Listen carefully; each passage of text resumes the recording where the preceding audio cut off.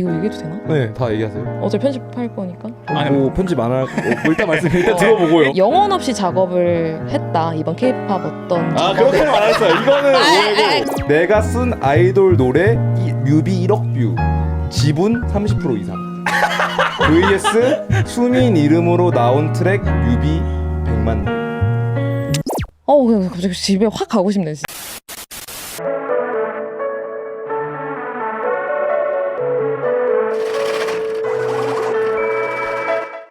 We have S-U-M-I-N 수민 in the motherfucking house. Welcome to the pod. 반갑습니다. 반갑습니다. 안녕하세요. 네, 오늘 약간 좀 반갑습니다. 강제로 끌려온 그런 느낌이에요. 네. 아니에요. 저 제 발로 왔고요. 생각보다 와봤는데 강제로 끌려온 것 같은 느낌이 나서 그래서 자의로 오신 건 맞는 거죠? 자의죠. 네네. 자의죠. 출연자 최초로 네. 시작하기 전에 라프로의 원샷을 한 잔을 그냥 원샷을 하셨습니다. 때리시고 이제 시작을 하시는데 그럼 바로 주제로 넘어가시죠. 네네. 오늘 저희가 수민님 왜 모셨죠? 오늘 이제 다양한 이야기 하려고 모셨는데 네네. 좀 스타트 끊어주시죠. 제가요? 네네. 제가 느끼기에는 저희가 이제 수민님 저희 찾아봤는데 어머니가 피아노 원장이셨다라는 걸 저희가 피아노가 원장님이셨다. 네, 원장님이셨다라는 것도 듣고 그리고 수민님이 음악 교육의 엘리트 코스를 완전히 밟아오셨더라고요. 그러니까 어머니 원장님으로부터 음악을 시작하는 그 권유도 받으시고 음악 그리고 귀족이다. 창작 동요제까지 출연한 은상까지 쉽지 않죠 그때 그쵸, 당시에. 그쵸. 그리고 호원대학교 요건 심지어 보컬과라는 거는 굉장한 경쟁률을 뚫고 저희가 온 걸로 알고 있어요. 그래서 음악 엘리트 교육 코스를 좀 많이 받아오시고 또 성과를 많이 내셨으니까 궁금한 게 굉장히 많더라고요. 네. 어떻게 좀 시작을 하셨고 그 창작 동요제 얘기 이런 것도 좀 많이 궁금하고. 네. 어머님이 피아노 원장님이셨는데 약간 이제 음악을 해야 되는 프레셔 이런 게 조금 있었나요? 완전 있었고 저는 사실 좀 자유분방하게 음악을 그냥 좋아하기만 하고 있었거든요. 근데 이게 뭔가 미래의 어떤 진로로서 발현이 될 거라는 걸 아예 상상도 못하고 뭐 초등학교 1학년, 2학년 때 뭘 알겠어요, 사실. 내가 어떤 길로 가야 할지. 그렇죠. 즐거울 뿐이죠, 그 나이 때. 그냥 즐겁죠. 그냥 마냥 즐거운데 이제 그 당시에 저희 엄마랑 저희 큰엄마께서 좀 노래하는 걸 워낙 좋아하다 보니까 이제 성악을 해보면 어떻겠냐.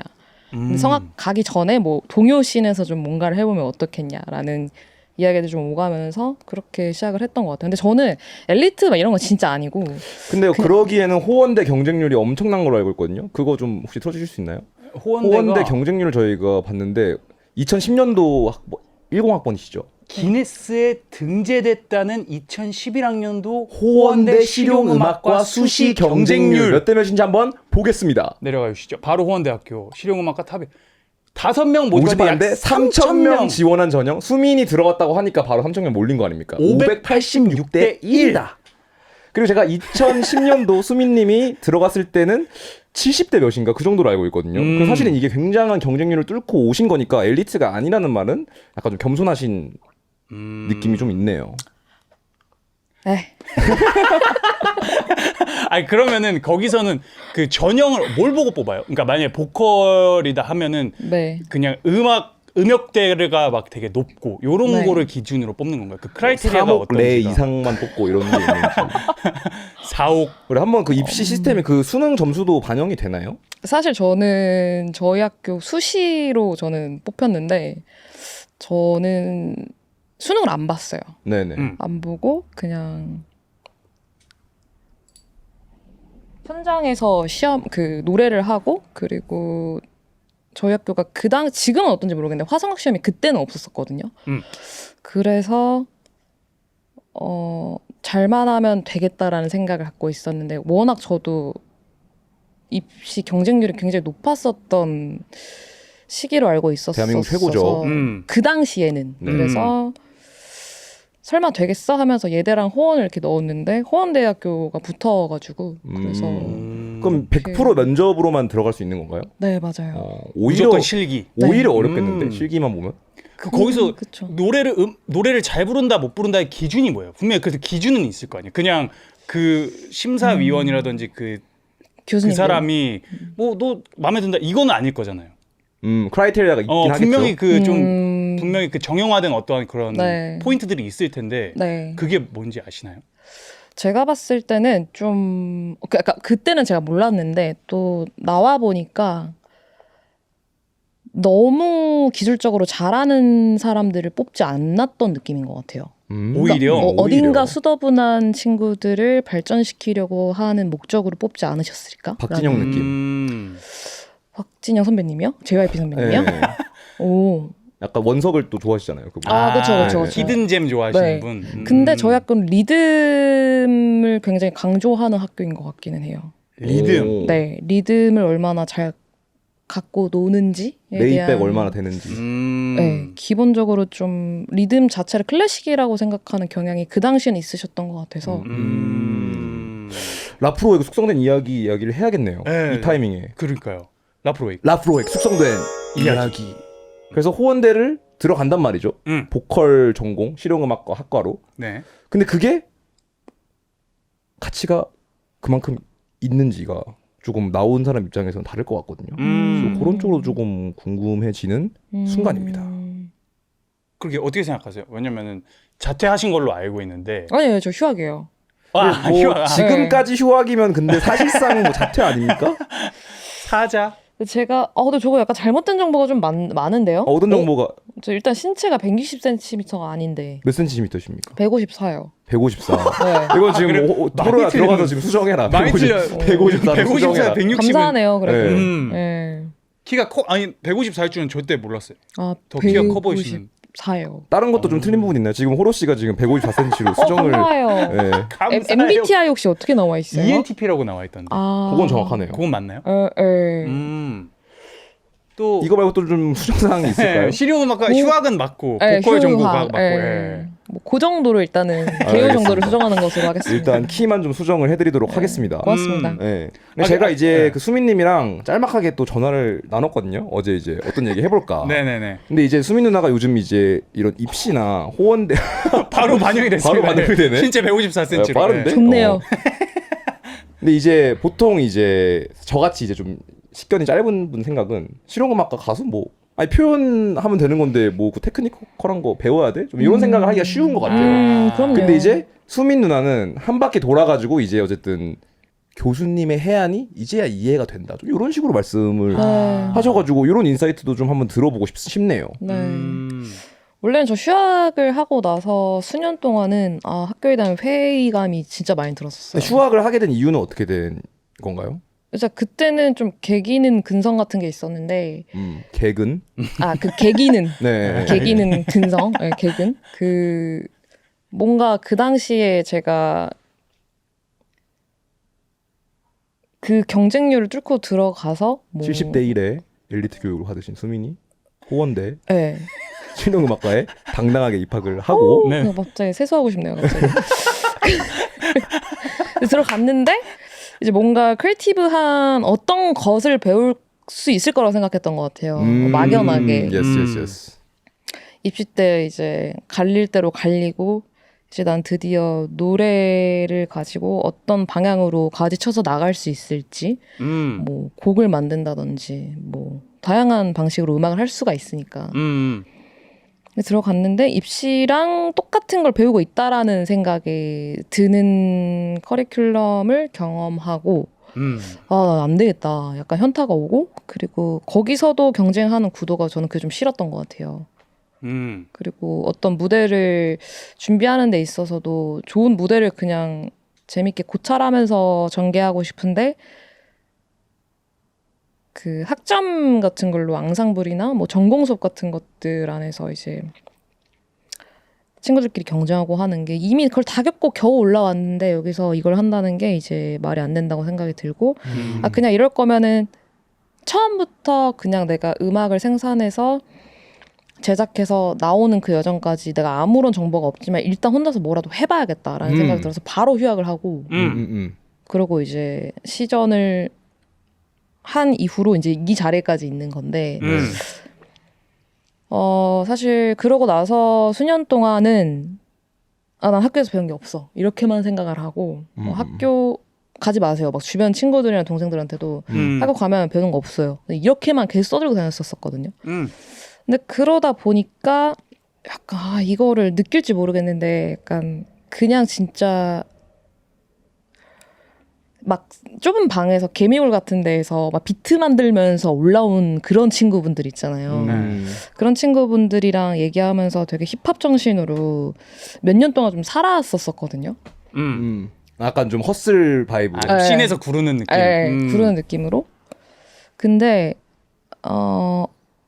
어떤 느낌을 합쳐서 어떤 느낌의 장르를 뭐 가지고 와서 어떻게 만들고 싶어라고 했을 때 소통이 안 되는 거예요.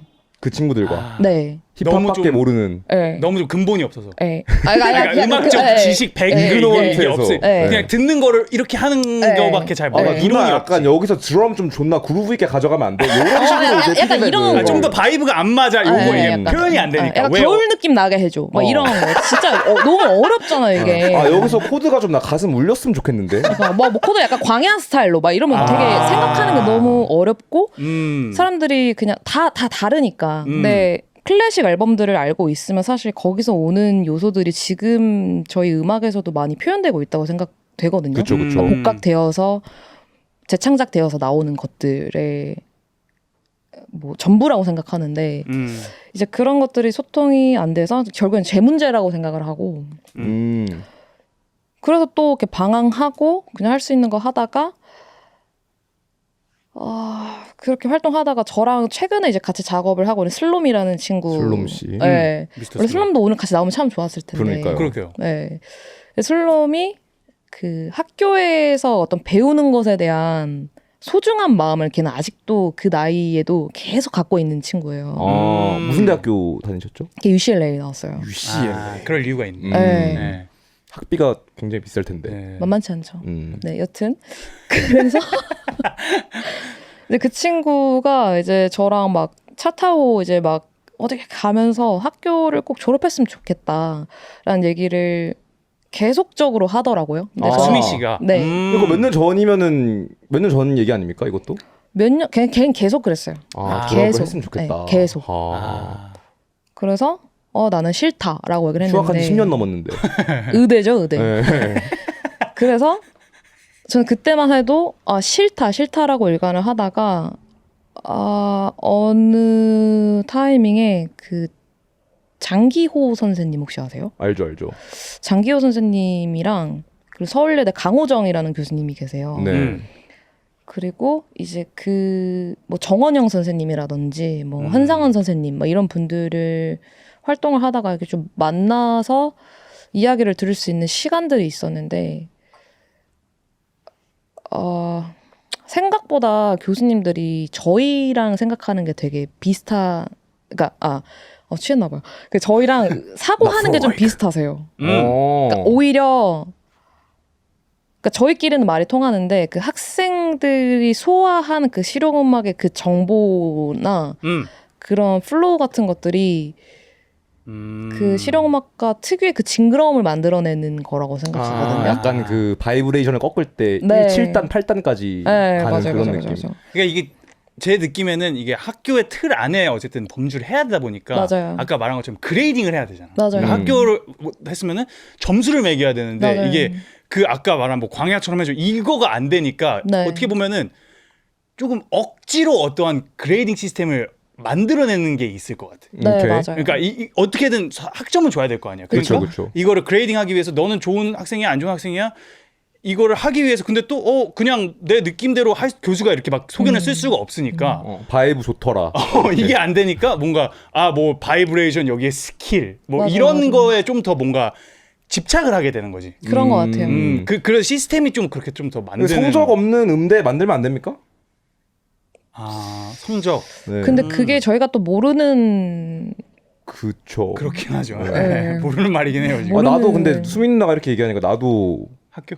뭔가 나도 이제 미천이 드러날까 이런 생각이 들고. 아, 약간 왜냐면은 그 수민 씨가 어쨌든 그 방구석 래퍼랑 작업을 하는데 소통이 안 돼서 좀 힘들었다 이런 말씀하셨는데 사실은 저희가 이제 수민님이 오메가사피엔이라는 방구석 래퍼랑 아니 트랙 작업을 한 이런 적이 식으로 있는데. 이때 얘기하신 거구나. 예, 이거 때 얘기하신 예, 예, 거구나. 예.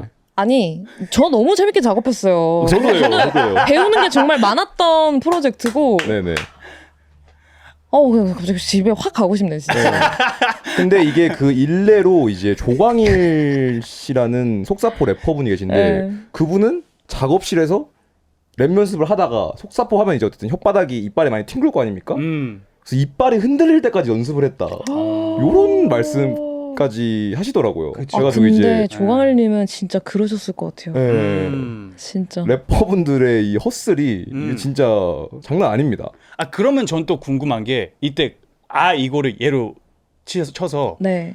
뭐 미안하지만 미천이 없는 아티스트랑 같이 이렇게 뭔가 그러니까 아니, 그러니까 배경이 없는 그러니까 네. 음악적 뭔가 그 그냥 거리. 네. 파운데이션이 없는 그냥 네. 어떻게 보면은 내 느낌대로 가는 거잖아요. 네. 그러니까 그냥 표현을 하는 자유롭게 하는 네. 그런 아티스트와 같이 협업을 했을 때는 또 신선한 어떠한 충격을 받으셨나요? 그러니까 얘는 뭔가 내가 배운 그런 프레임 안에서 놀려고 하는 그런 느낌이 전혀 없구나. 네. 그러면서 또 새로운 영감을 받거나 뭐 그게 오메가 특별히 아니더라도 다른 아티스트들이 네. 그러면서 또 어느 수준의 창작성이 분명히 발현이 되는 것 같기도 하거든요. 당연하죠. 그 뭔가 못 배움에서 나오는. 네. 아니 근데 저는 그 못 배운 그 느낌을 제가 되게 좋아해요. 그리고 제가 이 얘기를 왜 하냐면은 제가 사실 뭐 실험학과 막 저렇게 가고 했지만은 화성학이 저는 일단 다 F예요. 그러니까 저는 제가 관심이 없거나 제가 못하는 그 과목에 있어서는 자신도 없고 저는 학교 안에서도 감으로 음악을 하는 걸로 조금 캐릭터가 잡혀 있었거든요. 그래서 저는 의석이랑 작업할 때도 되게 막 짐승 같고 본능적이고 그냥 지 하고 싶은 대로 다 하고 최고의 칭찬입니다. 그냥 이게 오메가잖아요. 그냥 이게 정체성이고 근데 또 말하다 보면은 이게 나름대로 섬세함도 있고 어떤 젠틀함도 있고 그러니까 저는 사실 다 갖고 있는 그 부분이라고 생각을 하는데 그냥 오메가랑 작업할 때는 뭐 되게 뭔가 좋은 의미로 엉망진창인 것 같았는데 저는 좋은 작품으로 저게 정규였나요? 네. 관리. 정규였죠. 저게. EP였습니다. EP. 트랙 수가 좀 많았던 것 같은데. 맞아요. 10개인가? 7개네요. 네. 많다. 아무튼 작업을 하면서 저는 좀 뭐 이 친구도 못 느꼈을 수도 있는데 저는 동질감 같은 것들을 좀 많이 느꼈던 것 같아요. 근데 물론 다른 텍스처긴 한데 제 안에 어떤 자그맣게 자리 잡혀 있었던 요소를 얘는 크게 갖고 있는 듯한 느낌? JYP가 원하는 그 원성 다지지 않은 바이브. 원성 느낌. 그래서 되게 좋은 레퍼런스가 됐었었고 그러면은 수민님이 만약에 네. 아이를 가지게 됐다고 생각해봐요. 네. 그다음에 이 아이가 가수가 되고 싶대. 네. 그러면은 수민님은 너 음대 가라라고 할 건지 아니면 너 20살 되면은 그냥 너 스스로 노래 내면서 아티스트로 뭔가 좀 실전적인 감각을 키워라 이렇게 조언을 만약 둘 중에 하나를 해야 된다면 어떻게 할 것 같아요? 결론적으로 봤을 때 저는 후자일 것 같아요. 후자? 네. 결국 가지 마라. 네. 그러니까 가지 마라가 아니라 그냥 그 여정을 떠나는 데 있어서 학교가 필요하다면 네 그냥 가고 싶으면 가. 뭐 이런 맥락일 것 같은데요. 왜냐면 저는 그 실용음악과를 가야 되겠다라는 생각을 저 스스로 한 거였었어가지고 그런 관점에서 근데 이제 그 수민님이 또 이제 인사이트가 조금 더 넓은 게 이제 저는 제 목소리로 노래하고 이런 것밖에 안 하는데 수민님은 프로듀서 DNA가 또 절반 정도 있단 말입니다. 그치. 근데 이제 프로듀싱은 어떻게 보면은 좀 이걸 부르는 가수가 있는 거고 그리고 이제 그걸 좀 이제 서포팅 해주는 기반을 좀 만드는 것이라고도 생각을 하거든요. 네. 그치. 제작자. 네, 그런데 이제 아티스트들이 조금 일하는 게 고역이 좀 있지 않습니까? 준호 씨도 가령. 조금 많이 느끼지 않았나요? SBS TV 하면서. 네네. 너랑 예. 뭐 그쵸. 왜냐면 이제 그 이고가 센 사람들이다 보니까 네. 뭔가 아티스트들이라는 게 자기의 표현이 확실하게 있고 이거를 타협을 하는 거에 대한 굉장한 그 거부감이 있잖아요. 네네. 그러니까 너뿐만이 아니라 그냥 전반적으로 내가 느꼈을 때 그래서 뭔가 같이 일하지 않을 때는 그냥 그게 오케이 뭐 디스턴스인 상황에서는 오 멋있다 요렇게 될 수 있는데 이게 같이 일할 때는 뭔가 부딪히는 점들이 확실히 많을 수밖에 없더라고. 왜냐면 내가 생각했던 건 이 방향이고 뭔가 하는데 이게 뭔가 조율이 잘 안 된다 그래야 되나? 그런 타협 불가. 조율하는 게 좀 어려운 파트인 것 같아요. 그러니까 저 사람들의 그 에고랑 이런 걸 리스펙하지만 어쨌든 같이 하는 팀 플레이면은 조율하는 게 키인데 거기에서 조금 삐거덕 되는 느낌이 아티스트랑 일하면 조금은 있다. 왜냐면 비즈니스 하는 사람들은 이게 되게 그게 사실 아트거든. 그 사람들 뭔가 조율하고 막 그치. 이렇게 좋게 하고 뭔가 그렇네, 딴 사람들 그렇네. 이걸 끌어내고 막 이게 아트여가지고 사실은 막 내가 여기서 이 프로젝트 이렇게 해야 됩니다. 이러면 그냥 완전 병신 취급 당한 거야. 갑자기 그치. 저 새끼 왜 저래? 지가 뭔데? 약간 잘 모르네. 이렇게 오히려 뭐야? 가면. 뭐 미친놈 아니야? 이렇게 되는데 이게 맞네. 여기에는 완전 다르다 보니까 그게 좀 되게 발상이 다르더라고. 예. 그래서 개인적으로 좀 프로듀싱 하시면서 어쨌든 아티스트들을 좀 이렇게 뭐 컨트롤까지는 아니지만 약간 좀 내가 원하는 방향성으로 좀 가게 하고 이런 것에 대한 좀 인사이트가 있으실까요? 되게 질문이 기대하게 만들었다가 네, 약간 뭔가 풍선처럼. 이렇게 페이드아웃 되는 그런 네. 느낌. 안타이 클라마틱한 네, 표현해봤습니다. 아, 이해됐어요. 그 약간 아티스트들이 뭘 원하는지를 파악하는 게 일단 제일 중요한 것 같은데 그 프로듀서한테 의존도가 높은 유형이 있고 완전히 자기 페이스로 저를 끌고 오게 하려고 하는 유형, 그러니까 고집불통 유형이 있는 것 같고. 근데 저는 웬만해서는 둘 다 함께 다 진행하는 것 같아요. 근데 아무래도 그러니까 첫 번째 같은 경우는 제가 일하기는 편하죠. 약간 좀 이제 소통이 잘 되는 친구. 네. 그러니까 잘 되는 걸 떠나서 그냥 수민님께서 하고 싶은 대로 진행해 주세요라고 하면 너무 편하죠. 근데 너무 편한데 재미가 없죠. 밀당이 안 되니까. 네, 좀 뭔가 논쟁도 해보고 싶고 서로 A가 좋다고 B가 좋다고 해서 그걸 가지고 좀 밤새도록 싸우고 막 그쵸. 얘기도 좀 해보고 싶은데 그래서 기억에 남는 작품들은 좀 쿠사리 많이 주고 뭐 이런 작품들이 좀 많이 생각나는 것 같아요. 어쩔 수 없이. 슬롬님이랑은 좀 어떤 다이내믹입니까? 이런 걔랑은 크리에이티브에 있어서. 걔랑은 또 은근히 작품을 만들면서 싸운 적이 없어요. 오. 한 번도 싸운 적이 없어요. 다른 걸로 좀 싸우는 편인가요? 다른 걸로는 많이 싸웠죠. 다른 걸로는 진짜 많이 싸웠죠. 저녁 메뉴 이런 거. 의외로 그런 거는 없고 왜냐면 민우가 은근히 다 잘 따라와요. 하고 싶은 대로. 좀 전자 쪽에 가까우신 분인가요? 크리에이티브적인 면에서? 아니면 그냥 둘이 케미가 워낙 잘 맞아서 이게 맞아요. 이쪽에. 싱킹이 너무 잘 된. 사회학 학사의 그건가? 아. 사회적으로 좀. 네, 어쨌든. 그러니까 이 친구가 공감 능력이 일단 굉장히 뛰어나고 그래서 다양한 아티들이랑 작업을 하게 제 생각에 아주 최적화된 프로듀서인 것 같아요. 그 술롬 수민님의 제가 인터뷰를 봤는데 이제 인터뷰 질문 중에 하나가 개인 작업과 협업 중에 뭐가 더 좋냐 이랬는데 수민님은 개인 작업, 네. 슬롬은 협업이 좋다 이렇게 네. 말씀하셨더라고요. 네. 그래서 거기서 약간 좀 그의 공감 능력이 살짝 느껴졌습니다. 네. 근데 이게 또 그룹으로 근데 가면은 저도 어쨌든 그룹으로 하고 있으니까 이 크리에이티브적으로 서로 얼마나 양보하고 얼마나 할 것이냐 요거 조율하기가 근데 또 쉽지가 않습니다. 네. 왜냐면은 그럴 이제 것 같아요. 뭐 만약에 비즈니스라고 치면은 이거는 성과가 그대로 나오는 거잖아요. 그냥 돈이 결국에는 성과에 직결돼 있는 건데 음악은 사실은 뭐 비즈니스적인 사이드로 보면은 많이 팔리고 조회수가 많은 게 성공한 거지만 사실은 이걸 만드는 뭐 아티스트의 입장에서는 그건 아니란 말이죠. 그래가지고 정답이 없는 걸로 이제 우리가 의견을 이제 조율을 해야 되는 건데 그치. 그게 또 굉장히 어려워요. 쉽지가 않아요.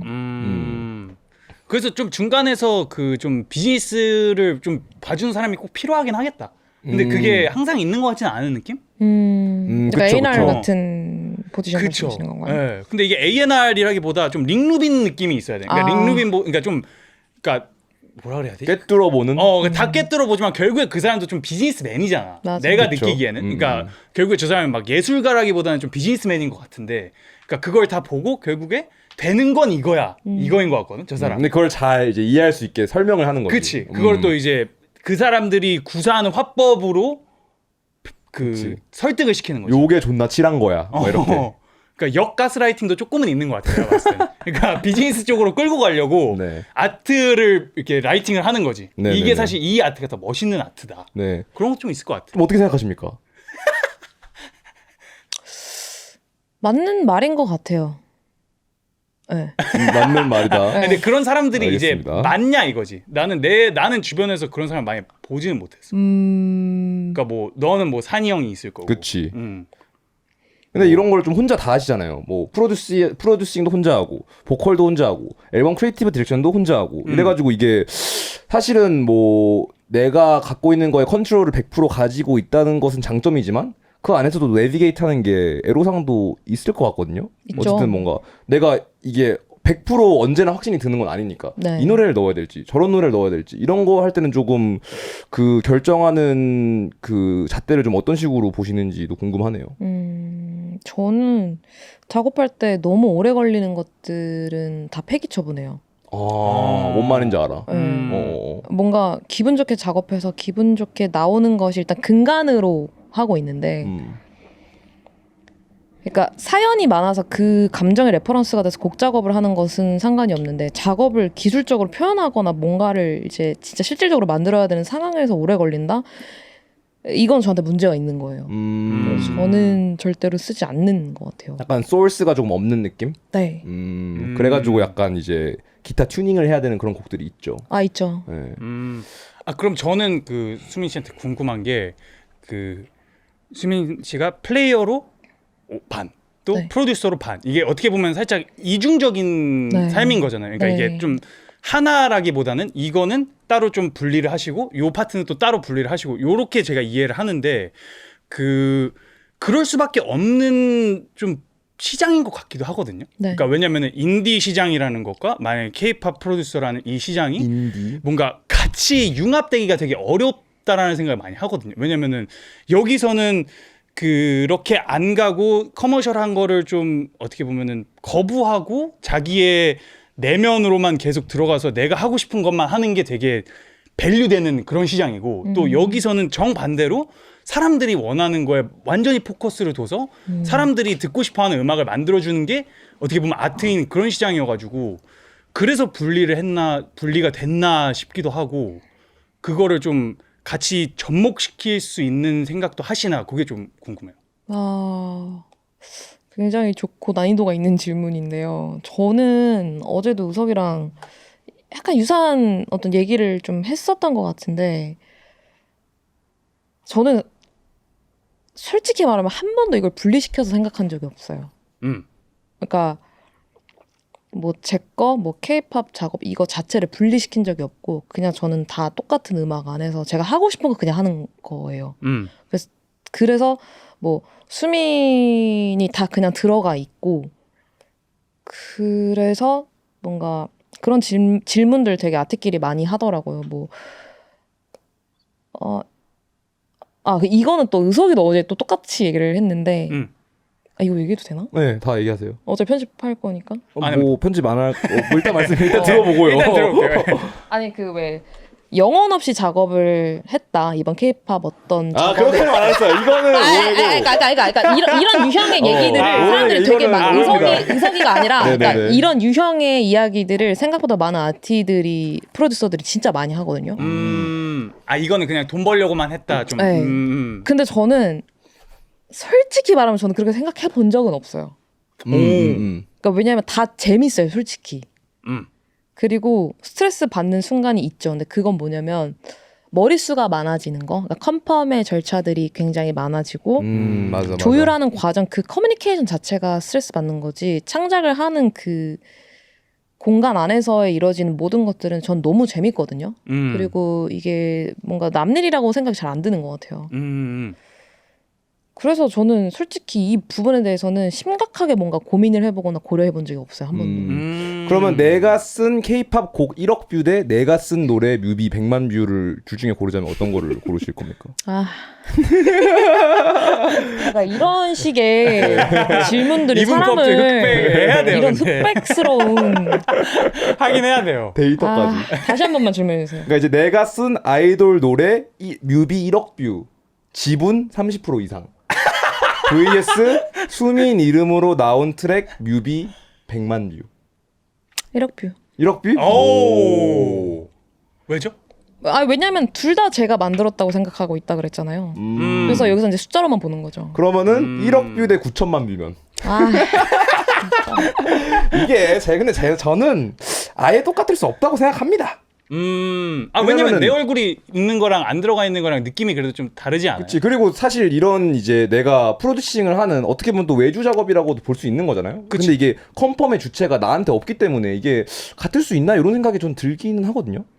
그쵸. 같을 수 없죠. 그렇지만 제가 주체가 돼서 작업을 전개해야 되는 프로젝트 같은 경우는 정답이 없는 것에 대해서 고통스럽잖아요. 대신 이것은 어느 정도 틀이 있고 가이드 같은 게 있으니까 오히려 그 부분에 있어서는 장점이 될 수도 있죠. 단점도 있는 거고. 그러니까 다 장단점이 있는 거죠. 저는 이제 저도 K-팝 노래를 몇 곡 써봤습니다. 근데 이제 알죠. 제가 느꼈던 경험은 일단 처음에는 약간 이거야. 맨날 난 프로듀서가 아니니까 맨날 제 기준으로만 쓴단 말이에요. 그러니까 이게 어느 정도 이 박스가 있어. 왜냐면 내가 경험한 걸로만 써야 되는데 내가 경험하지 않은 걸 쓸 수는 없잖아요. 근데 이제 내가 누구의 다른 사람의 음악을 써야 된다. 이러면은 약간 이제 내가 좀 확장되는 느낌? 그래가지고 이제 내가 이 잘생기고 춤도 잘 춘 섹시한 아이돌이 된 걸 상상을 하면서 막 쓰는 거야. 내 뭐 몸짓을 봐. 막 이렇게. 근데 그래서 저는 뭐 작업 자체는 되게 즐거웠는데 이제 오히려 이것에 대한 정산이 나왔을 때 이제 사실은 뭐 제 음악에서 저는 거의 뭐 5, 6년 동안 이제 오랜 시간 또 해오지 않았습니까? 진심을 담아가지고.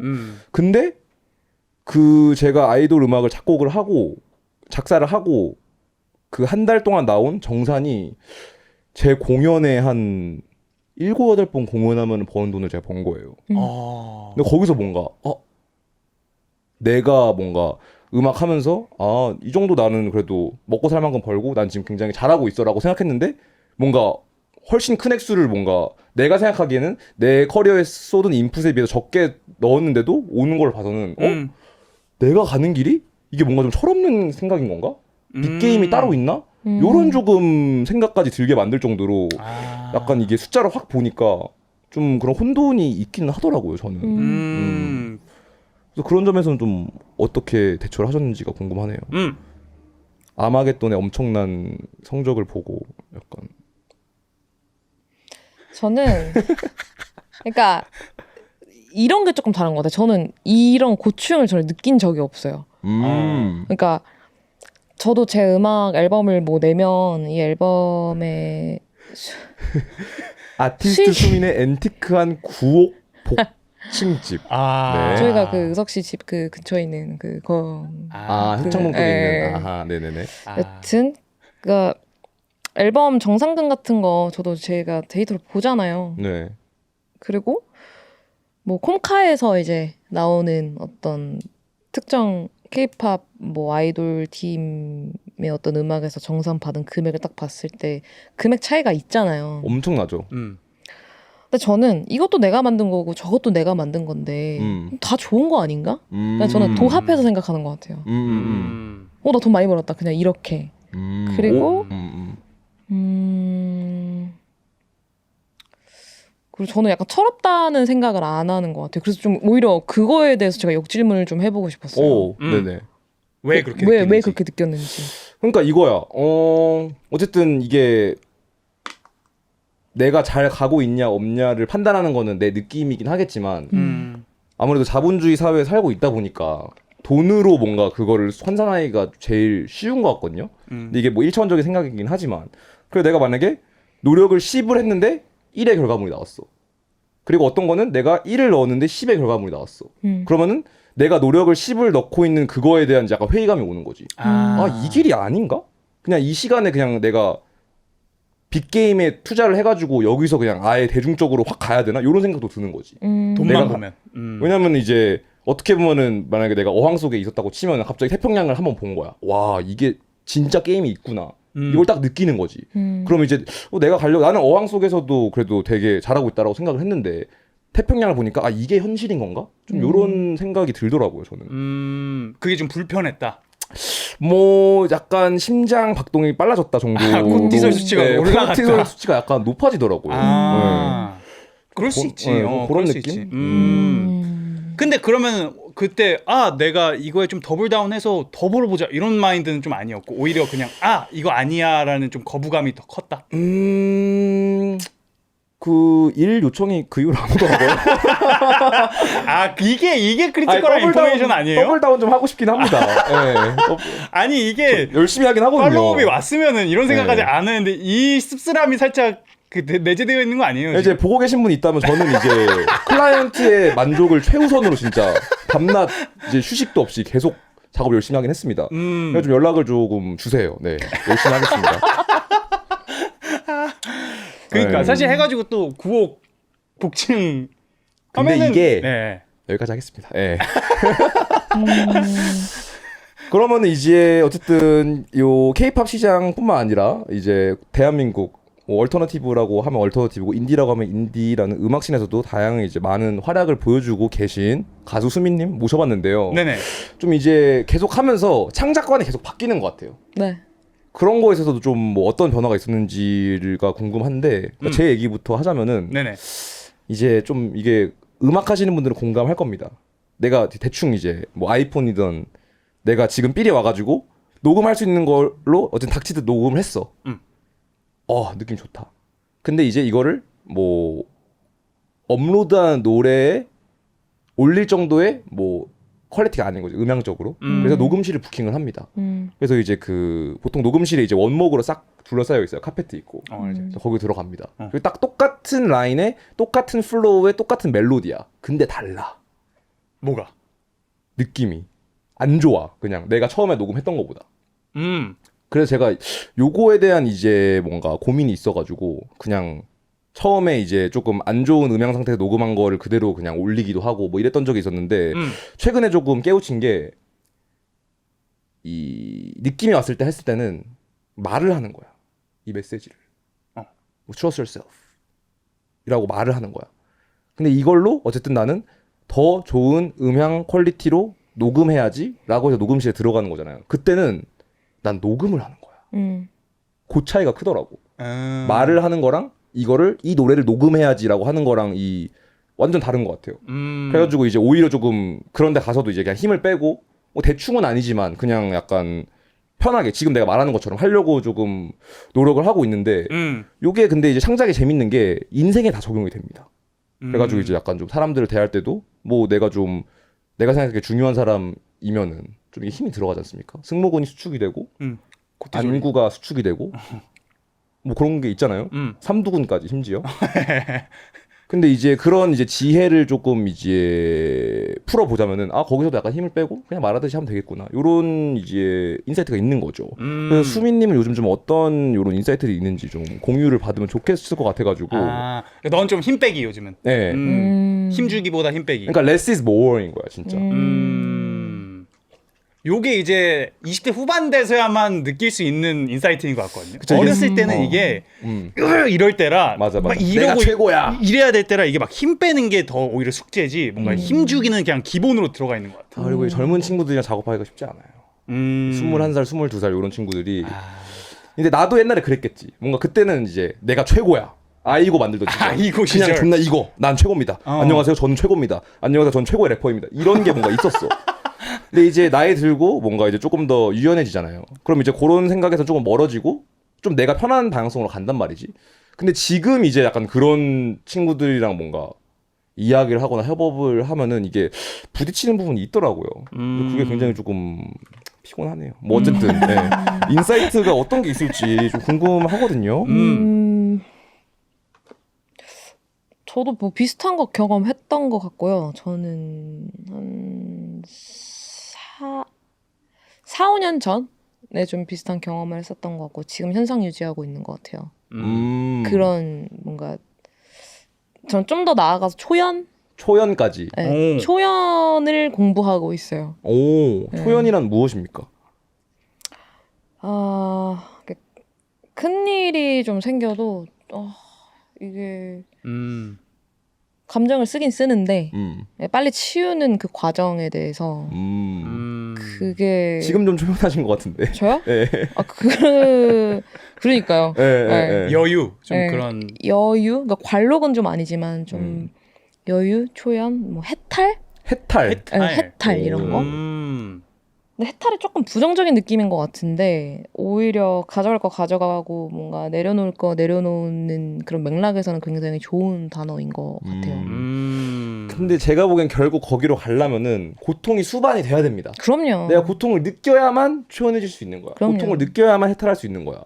그리고 제가 생각했을 때는 성공을 해야 돼요.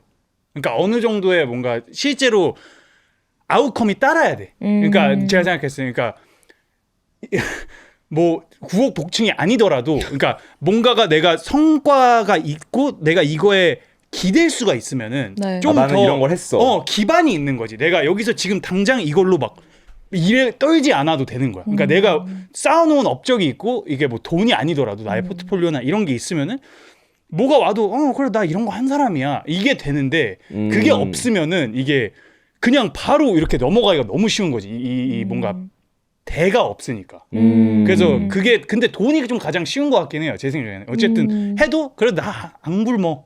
나 그게, 에스파 프로듀서야. 뭐 그런 것도 있고 뭐 나 이거 해도 뭐 나 뭐 먹고 잘 살아 이게 있어야지만 그냥 그 순간의 여유라는 게 분명히 나오는 것 같거든요. 그래서 뭐 고통도 고통인데 제가 생각했을 때는 어느 정도의 그 성공과 성취를 느껴야지만 거길로 갈 수 있는 것 같아요. 그게 없는 상황에서 해탈이 있는 사람들은 뭐 근원이 난 뭔지는 잘 모르겠어. 그냥 압도적인 명상력으로 그냥 뭐 하는 타고난 건지 아니면은 뭐 세대적으로 그걸 좀 물려받은 건지 뭐 부모가 벌써 그랬기 때문에 뭔가 나는 그래도 이 태어난 것부터가 달라. 뭐 나는 양반이야.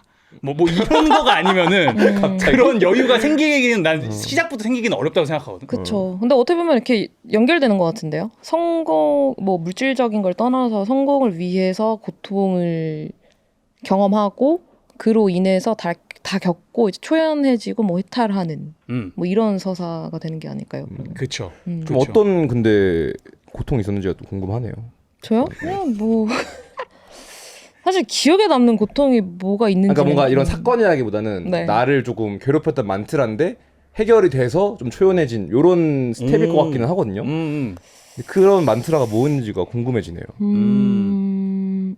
일단 연인 관계들을 이제 경험하면서 이제 느끼는 것들로 좀 많이 배운 것 같고. 어떤 인간관계에서 네. 인간관계 전체를 뭐 지칭하는 거라고 하면 좋을 것 같아요. 그러니까 뭐 제 힘으로 이 사람을 붙잡을 수가 없는 거잖아요.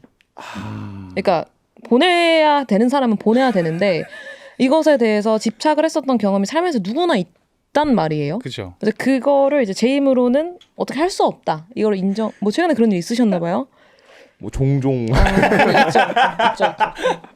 있죠. 사람이 어떻게 그런 그치. 일이 없어요. 네.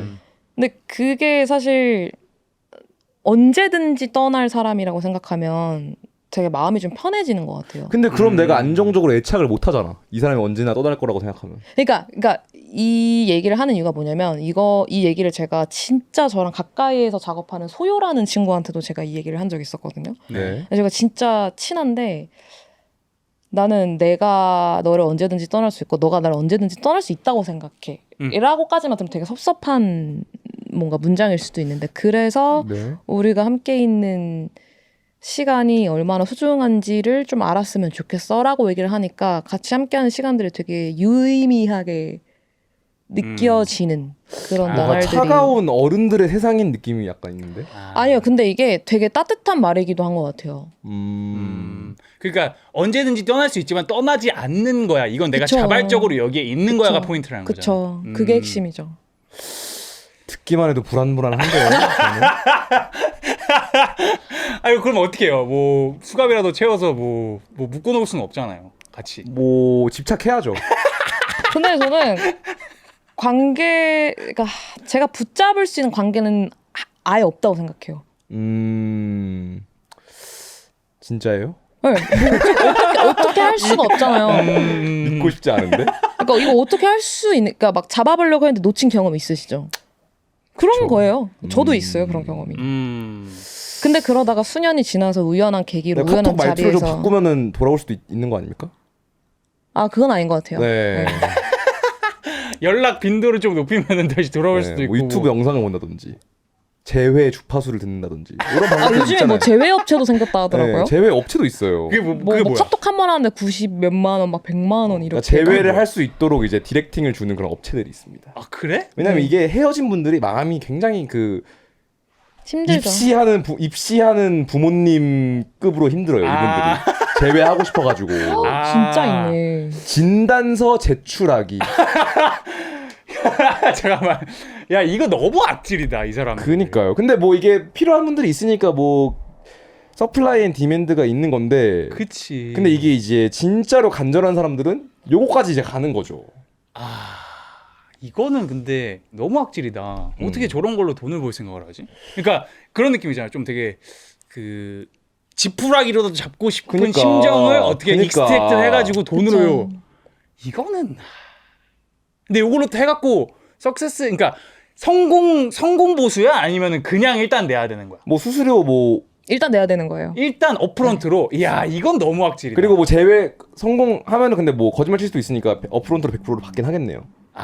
그럼 만약에 이제 심리 상담가가 될 수도 있었던 수민님이 좀 요런 거를 만약에 좀 상담을 해주신다면 어떤 조언을 만약에 해주실 것 같은지. 누군가가 이제 찾아왔어요 수민님을. 나 진짜 전 남친 너무 다시 만나고 싶어. 이 남자 아니면 안 될 것 같아. 이런 식으로 이제 만약에 왔어. 그럼 좀 어떤 식으로 조언을 하실 것 같아요? 똑같이 얘기할 것 같은데요, 아까처럼. 어떻게? 그러니까 사람이 그러니까 관계에 있어서는 그러니까 너의 힘과 어떤 노력으로는 다 뭔가 끌어올 수 없다라는 것에 대한 얘기를 할 것 같은데 그게 되게 상처가 되겠죠? 근데 저는 제 요 근래 좀 습성이 감정을 빨리 정면으로 소화를 하고 그리고 빨리 치우는 것에 좀 많이 집중하고 있거든요. 근데 제가 왜 그렇게 생각을 했냐면 이별하고 술 먹는 사람들 되게 많잖아요. 그 뭐 클래식이죠. 네. 임창정 뮤비 보면서. 네. 네. 소주 한 잔. 근데 저는 그거 되게 스스로 완전 과몰입하게 만들어서 스스로를 정신없게 만드는 행위인 것 근데 같거든요. 그걸 오히려 좀 즐기는 거야. 그쵸. 도파민 뽑는 거지. 그치. 즐기는데 그 도파민이 자학에 가까운 도파민. 네, 자학에 그치. 가까운 것 같아요. 마조히즘적인 게 있어 거기에. 그러니까 그게 뭐 인생의 원래부터의 근간이라면 어쩔 수 없는 건데 저는 의외로 제 음악에서 하고자 하는 뭐 감정 표현 이런 것들을 다 하는 것 같고 오히려 좀 헤어지고 술 마시는 걸 제가 정말 싫어요. 그리고 주변 제 친구들이 그렇게 하는 것도 진짜 싫어하고 그 싫다고 얘기를 해요. 그리고 뭐 망가지는 거 너무 좋지만 그냥 혼자서 방에서 그러니까 친구들 오히려 더 만나거나 하는 분들 되게 많잖아요. 그렇죠. 전화하고. 전화도 많이 하고 근데 그거 저도 일단 해봤고 장점이 있고 단점이 있는데 저는 결과적으로는 정방으로 맞고 빨리 치우는 걸에 대한 효과를 정말 많이 봤던 사람이어서 힘들더라도 막 거의 권장이 아니라 권고를 할 것 같아요. 근데 이게 정방으로 맞는 것도 네. 쉽지가 않던데. 쉽지 않죠. 그러니까 만약에 나는 헤어졌어. 그러니까 이제 막 너무 아파서 쉽지 않은 게 아니고 실현이 안 된다. 정방을 하고 싶어. 근데 그게 안 되고 헤어졌으니까 좋다. 뭐 이렇게 돼. 처음에는 약간 회피. 야 디나이얼. 헤어졌어. 좀 센 척하고. 근데 존나. 보통 나 그런 것 괜찮아. 같아요. 야 그런 클럽 것 가자. 같아요. 약간 이렇게. 근데 그거 아세요? 그런 친구들 특징이 누가 봐도 괜찮은 척하는 것처럼 보여요. 그치 괜찮을 수가 없는데. 아니, 그러니까 괜찮을 수가 남성분들이 없는데. 근데 많이 이러더라고요. 제 친구분도 이제 최근에 이별한 분 있는데 뭐 이제 헤어졌대요. 근데 오래 잘 만나다가 왜? 그러니까 좀 질리더라고 이러더라고. 근데 눈이 존나 슬펐어. 그러니까 근데 이러다가 이제 질리더라고. 그러니까 근데 이제 조금 이게 뭐 이런 식으로 정방을 잘하시는 분이랑 만약에 만났다가 헤어졌는데 만약에 뭐 우리 둘이 만약에 헤어졌다고 쳐요. 그럼 수민이랑 정방을 해서 뭐 한 달 뒤에 괜찮아졌어. 근데 나는 좀 뭐 질리더라고 좀 힘들게 하더라고 이러고 미루다가 한두 달 뒤에 술 먹고 막 생각나. 그럼 이제 또 연락을 해. 근데 여기는 이미 끝났어. 이러면 제외업체 찾아가는 거라고요. 근데 이런 프로세스가 되게 많은 것 같아요. 맞아. 이게 클래식이야 클래식. 맞아. 클래식이고 근데 뭐 사실 막 정방으로 맞는다고 해서 한 달 만에 괜찮아진다라는 보장은 절대 할 수가 없고 그냥 그 경험을 해봄으로써 본인이 어떤 사람인지를 객관화할 수 있다라는 거죠. 근데 또 이런 생각까지 들어요. 진짜 잊을 수 있는 건가? 까먹는 거죠.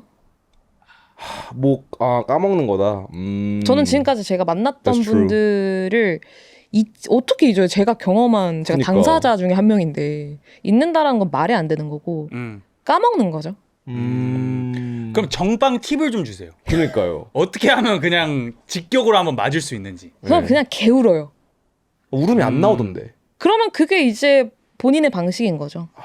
그러니까 저는 네. 제가 울어야지 하고 막 우는 게 아니라 그냥 눈물이 나오면 눈물이 나오는 대로 그냥 있고. 뭐 슬픈 노래 듣는다든지 뭐 이런 게 트리거가 좀 있나요? 아 저는 또 그런 스타일 아니에요. 본인 막- 노래를 들으면서 울고 약간. 아 저는 그런 괴랄한 짓은 하지 않아요. 네. 저는 그냥 가만히 고요하게 그냥 뭐 이렇게 대신 음식은 잘 챙겨 먹거든요. 오히려 왜냐면 기력이 쇠약해지니까. 그쵸. 그리고 몸이 건강해야 정신도 건강하다 주의긴 해서. 그래서 오히려 밥 잘 챙겨 먹고 그럼에도 불구하고 좀 막 걷다가 슬퍼지고 뭐 같이 갔던 공간을 뭐 이렇게 뭐 눈물이 나는 건 어떡해요. 그냥 그거 다 경험하고 그리고 술을 절대 마시지 않는 것. 전 이것만 해도 째깍째깍 뭐 하나 좋아질 기미가 안 보여. 네. 제자리 걸음 나 혼자 시간이 안 가. 넌 가버렸으면서. 그 진짜 그 이별의 냄새가 많이 나. 네, 헛헛해서 막 이 안에서 더 이상 나올 것도 없는 그 뭔가 그 아무것도 없는 그 텅 빈 마음 상태. 좀 무슨 생각하면서 눈물이 좀 나시는 편이에요? 추억.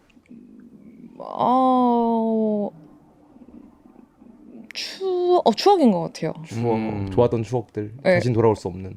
네, 약간 그런 거죠. 가장 세상에서 제일 가까웠었던 사람이 세상에서 제일 멀어졌다라고 느껴졌을 때 이제 그 슬픔. 근데 네. 근데 사실 요즘에는 어떤 생각하냐면 저는 제가 만났었던 분들 이렇게 돌아다니다 보면 만나거든요. 그럼 저는 인사해요. 좀 씬에 있는 분들과 좀 만나셨군요. 아닐 수도 있고. 예. 종사자 슬래시 뭐 그냥 방문객들. 네. 신 방문객들이. 네. 뭐 대한민국 전 세계 그 신 이웃들. 신 이웃. 네. 예. 시민들. 아까 시민. 눈빛이 굉장히 무서웠어. 예. 어쨌든 그래서 이렇게 다니다 보면 이렇게 만날 수도 있고 우연히 뭐 걷다가 만날 수도 그쵸, 있고 그쵸. 뭐 어떤 지구에 베뉴에서 산다면, 네, 네. 지구에 산다면 만날 수 있는데 뭐 엄청 막 반가웠거나 막 그런 경험 없으세요? 전혀. 나는 안 마주치던데. 좀 마주치고 싶다. 나도 마주친 경험 거의 없는데 경험이 있던 때는 왜 쟤 여기 왜 있어? 좀 이런 느낌. 왜 여기에 왜 오지? 독직하네. 근데 저는 바로 저지먼트 이거 맞아요 이거? 바로 선긋기? 근데 저는 뭔가 제가 만났었던 분들 생각해 보면 제가 감정을 다 쓴 것 같거든요.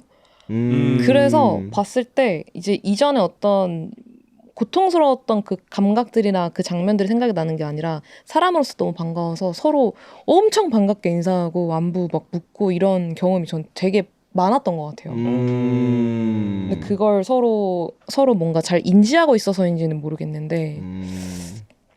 근데 이제 상대편 입장에서는 완전히 무본한 수민님의 모습을 보고 집 가서 또 울었을 수도 있어요. 오히려 다시 좋아지는 약간 그런 것도 있지 않습니까? 자석처럼. 근데 저는 이게 또 막 한두 달 후에 만나는 게 아니라 수년 후에 목격하는 경우가 거의 대부분이었어요. 그러다 수년 보니까 후면은 까먹을만 하네. 네, 그러다 보니까 이 사람이 성장하고 지금 멋진 모습으로 우연히 만났다라는 것에 대해서 와 너무 사람으로서 너무 멋져졌다. 이거에 대한 리스펙? 근데 수민님이 이제 또 가수가 아니었다면 심리 상담가가 되고 싶다라는 이런 정보도 저희가 그 입수를 했는데 근데 성대모사를 또 잘하신다고 하네요. 네. 아니 이제- 심리 상담 얘기하다가 왜 성대모사로 왜냐면 이제 넘어가요? 연장전으로 넘어가야 돼가지고.